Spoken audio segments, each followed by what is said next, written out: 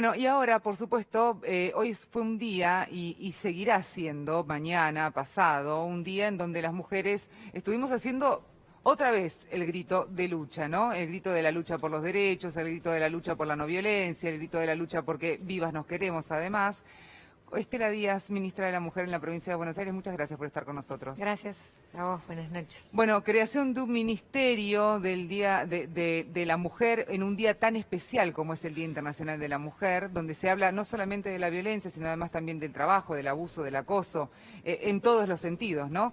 ¿Qué significó y qué significa para vos, en primer lugar, que te llamen para el ministerio y además también llevarlo adelante y encontrarte con un vacío?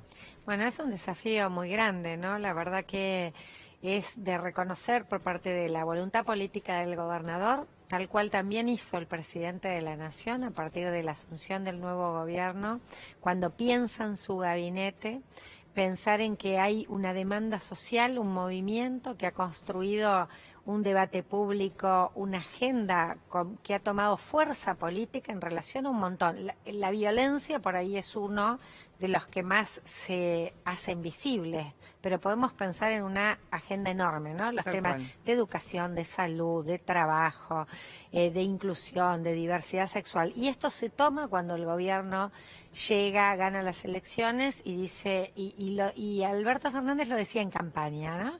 Yo, si entre los temas que tengo que reconocer que los temas de las políticas de género tienen que ir al principal rango de gestión.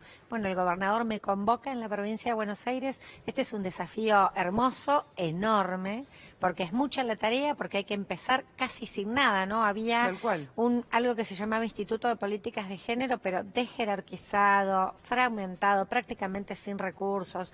El sector que tenía responsabilidad en la línea telefónica que atiende la violencia, bueno, ustedes las ponían por el caso que estaban hablando, tercerizado, con una precarización enorme en las condiciones. ¿Tercerizado? En el Estado, tercerizado. Todavía estamos en proceso de reestructuración de la línea telefónica, porque directamente las trabajadoras que atienden 24 horas en la provincia, su convenio de trabajo es de comercio. En esas condiciones lo encontramos. Qué desidia, ¿no? Qué desidia. Sin dispositivos para lo que pasa con las personas que están atendiendo situaciones de violencia, un régimen que no tiene nada que ver, ¿no?, con la problemática que atienden. Bueno, nosotros nos encontramos eso, ¿no? Un estado de mucha desidia, de falta de recursos, de falta de respuestas. Bueno, estamos en un proceso de construir todo el ministerio, de responder a estas emergencias, porque las violencias, los femicidios siguen ocurriendo y nosotros tenemos que estar dando respuesta ya a estas situaciones. Por supuesto. Mientras que además estamos planificando toda una reestructuración del sector que nos parece fundamental y además, sobre todo, darle un alcance mucho más grande a las políticas que atienden la violencia. Hablando de políticas, siempre decimos, bueno, cuando hay una política de Estado, cuando el Estado se mete dentro de la sociedad como corresponde en realidad, ¿no? Bueno, la Iglesia tendría que haber quedado afuera tal vez, porque hablamos de otra cosa, que no estamos hablando de una creencia o de una religión o de un respeto, no, bueno, finalmente hoy justamente Monseñor Ojea hizo referencia a el proyecto que se va a enviar prontamente, inmediatamente, desde el gobierno y que de hecho se habló en las sesiones ordinarias, que es la legalización del aborto. Escuchémoslo y después lo debatimos. Dale. Esa vida amada entrañablemente por Dios, cuyo amor se hace pleno y definitivo al tomar Él mismo nuestra propia carne en el seno de María, para bendecirla y acompañarla en todo su camino. Ella acepta la vida en su regazo con una fe totalmente abandonada en Dios, con un enorme coraje y una lúcida inteligencia. Nosotros hemos tenido la dicha de conocer mujeres parecidas a ella, mujeres inteligentes y valientes que se juegan la vida día a día. Esa vida que se anunció alguna vez en un embarazo no planeado o que tal vez no llega en el mejor momento, pero totalmente entregadas a acompañar ese nuevo ser que han recibido.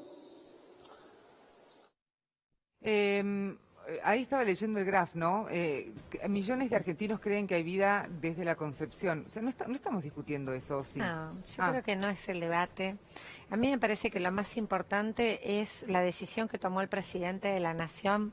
Él lo prometió en campaña, ¿no? Él en campaña dijo, yo creo que este debate hay que saldarlo, es una deuda con las mujeres, yo soy con la salud de las mujeres, él es docente penalista además, entonces sí, claro. él dice, he trabajado mucho este tema desde ahí, desde la docencia incluso, y además dijo algo muy importante el 1 de marzo en la inauguración de las sesiones legislativas. Sí.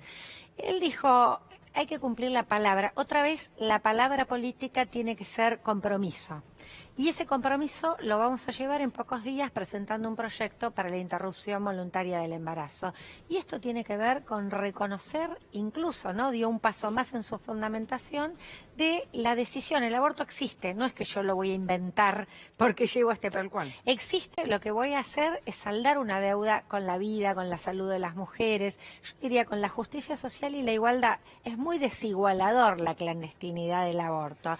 Y esto es lo que planteó otras iniciativas fundamentales, como un programa muy intenso, decidido para que haya otra vez educación sexual integral en todos los niveles de la educación, Claro. algo fundamental para prevenir los embarazos no deseados, para tomar decisiones informadas y responsables.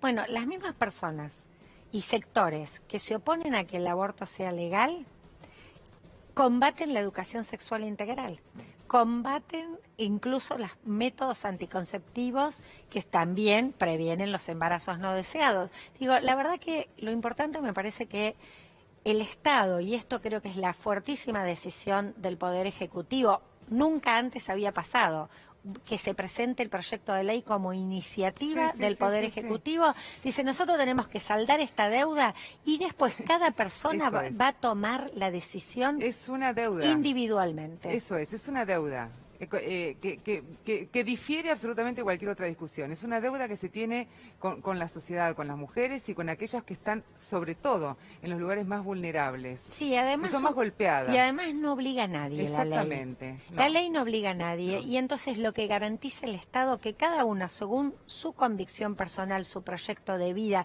lo que le pase en un momento concreto de esa vida, el Estado le debe garantizar esa decisión, sea continuarlo o sea interrumpirla. Ahora vamos a ir vamos a ir viendo números, que siempre digo, después de los números hay mujeres, ¿no? Y que tiene que ver con lo que hablábamos hace instantes nada más, Estela, que la cantidad de femicidios. Vamos con la primera placa. A ver, muere una mujer por día en la Argentina, 66 femicidios de mujeres y niñas, 2 transfemicidios, estos son del año 2019, 3 femicidios vinculados de hombres y niños. Esto tiene que ver, cuando hablamos de femicidios vinculados, es porque justamente hablamos de la familia, es lo que decíamos hoy, no es solamente la víctima, es toda la familia y además también la víctima tuvo un victimario. Y eso nosotros lo tenemos que tener recontra claro. Por eso son vínculos, tiene que ver con el vínculo. Ahí estamos hablando, ¿no? Sí, además pasa muchas veces. 67 ya ahora, ¿no? Porque estamos contando a Fátima. Creo incluso que es mayor el número, terriblemente mayor, ¿no? Estamos hablando... ¿De este año nada más? ¿Del 1 de enero a marzo? Sí, de este año. 24 de esos femicidios fueron en la provincia de Buenos Aires. Y la verdad que nos preocupa enormemente esa cifra. Nosotras, yo te decía, tenemos que estar atendiendo las emergencias. En la línea telefónica que atiende violencia, la 144, se atendieron 7.000 llamados de violencia de género. Se atendieron muchos más, pero muchos no eran por violencia de género, porque como está 24 horas, llaman por otras cosas. 5.500 casos más o menos, porque algunos tuvieron más de un llamado. 500 en 70 días más o menos nos daba el informe nuestro equipo que atiende las violencias. 500 eran situaciones de alto riesgo y 50 de extremo riesgo. ¿Qué hace el equipo cuando pasa esto? Porque algunos entran por el teléfono, pero otros no, entran por otros sectores. Articulan con el sistema judicial que esté interviniendo, juzgado de familia, penal, con seguridad, con el municipio que está atendiendo. Activamos los dispositivos, por ejemplo, de las pulseras electrónicas, que son el límite de acercamiento y de control del agresor cuando el agresor no para. Había muy pocos distritos en la provincia que estaban teniendo estos dispositivos, solo en 20 distritos. Nosotros lo que hemos hecho incluso hacer acuerdos intermunicipios para que coloquen la pulsera si ese distrito no la tenga habilitada. Bueno, un enorme despliegue ahora, para estas urgencias. Estela, ¿no? cuando asumiste en el ministerio, ¿cómo te encontraste con las cuentas? Porque yo recuerdo cuando asumió Mauricio Macri, a los pocos meses estaba anunciando una importante cantidad de presupuesto que se iba a ir al Consejo Nacional. No. Nada de eso. Nada de eso sucedió. O sea, después se anunció que habían retirado el presupuesto. En el gobierno de Vidal fue desjerarquizada el área que atiende la violencia y las políticas de género, y estaban prácticamente sin presupuesto, y yo te contaba la línea telefónica tercerizada.